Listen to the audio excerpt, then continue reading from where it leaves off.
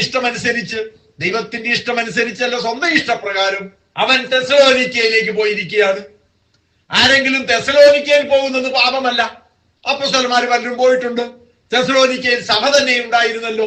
പൗലോസ് തെസ്സലോനിക്കർക്ക് വേണ്ടി 2 ലേഖനവും എഴുതിയിട്ടുണ്ട്.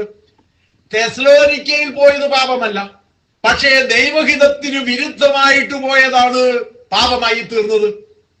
ദൈവം അയച്ചിട്ട് തെസ്സലോനിക്കയിൽ പോകുന്നത് പാപമല്ല.